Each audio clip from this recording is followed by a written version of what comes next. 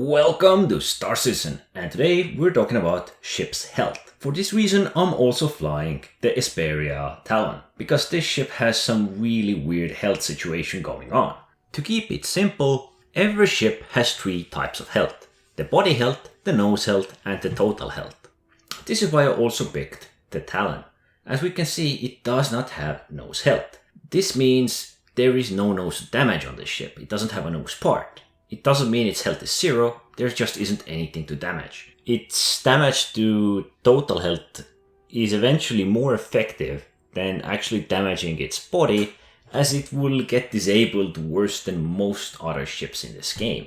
With most ships, if the body or the nose health should deplete to zero, the ship will destroy. But the total health is all the parts along with its body and the nose. There are also many more different rules, conditions, how different ships react to different types of damage and how the damage is spread across. And as well, it can be controversial what is considered as the nose of the ship, body of the ship, and where is the total health of the ship, or at which part you need to chip off to eventually deplete the maximum amount of health, the total health the ship has.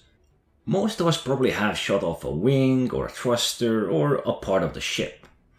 That is always counted off the total health of the ship. Taking a chunk out of the total health might also damage the nose or the body of the ship. We've all had a situation like we're seeing right here. I have shot off Mustang Delta's wing along with its engine, so it's utterly lost control. This means the ship is pretty much useless, and what I did was a wee bit of total damage to a certain part of the ship. This means it's pretty much useless for combat. It can quantum travel, it can use most of its modules, but its control is pretty much lost. Other than the part I shot off, the ship is actually doing fine. You can see it in the bottom right. That's only this part of the ship is missing and it's causing control issues, but the rest of the ship, health-wise, is doing really fine. So in a way, the body and nose health can be irrelevant. But what if I use the auto-aim or the aim assist? This one usually aims at the center of the ship and actually allows me to shoot very, I wouldn't say precisely, but directly at a certain part of the ship, which is usually the center. While aiming manually, I might hit the thrusters, I might hit the forward wings, I might hit the turret. But having this assist usually focuses the fire into the center, so destroying a Drake Cutlass Black with even these size trees isn't that hard.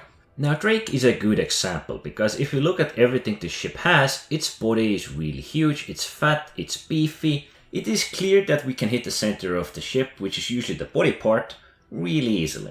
We can also hit the nose if we're coming from the forward direction. The nose health for most ships is usually rather small, it's the smallest. This might also mean why ramming an arrow with a C2 and the C2 explodes is because you made a direct contact with the nose of the ship. Of course, the most effective thing you can do is either go for the nose or the body, if you at least can. For the small ships, it doesn't really matter that much because they have very small health in general, and the nose might be a really small pocket when the body or the wings or the rest of the ship might be relatively huge compared to these two parts with specific health pools. Now, this time without aim assist, I'm going after the Drake Cutlass Black once again, and I'm actually trying to hit more of the body parts, and this takes very, very long compared to the aim assist, which is focused on the center. Now, I did try to avoid the center a wee bit, but I really didn't commit. So the main takeaway is that if I aim to hit all across the body of the ship, I will need to damage the ship significantly more than focusing on a single part. And that single part suggestively being the body, as that is the easiest to hit, especially with this type of ship. With a smaller ship, you might not even know what you are hitting, but you might just be happy as long as you're hitting something when you're fighting against a light fighter. This can also appear in dogfights when you're going straight for your opponent, straight for the NPC, and you're able to lay directly into its nose, as the nose health is relatively small and it's a small area to hit. It's usually the size of a cockpit or perhaps even what is in front of it, so it's a really, really small area. The body part is usually the simplest because when you shoot off eventually everything from the ship, the body is what remains. So the health in this game, or the ship's health, is a really complex matter which can vary, as different ships have different sizes, different bodies, and you might not exactly even know what is the body, what is the nose. If you are going with a small ship against a big ship, it is significantly easier to land hits on the body. And it's significantly more useful to land hits on the body than to land on the wings or the sides or some compartments that you might just blow off. as prioritizing on the body can significantly reduce the time it takes for you to knock out the opposing ship. This is one of the hardest topics to cover, as there are so many exceptions, rules, and, well, you can't often just aim at a certain part of the ship.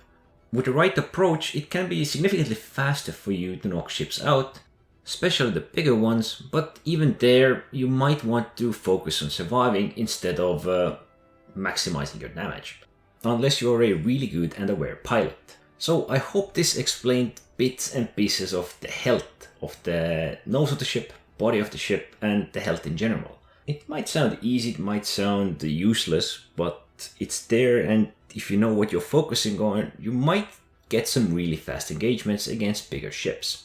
Anyway, thanks for watching.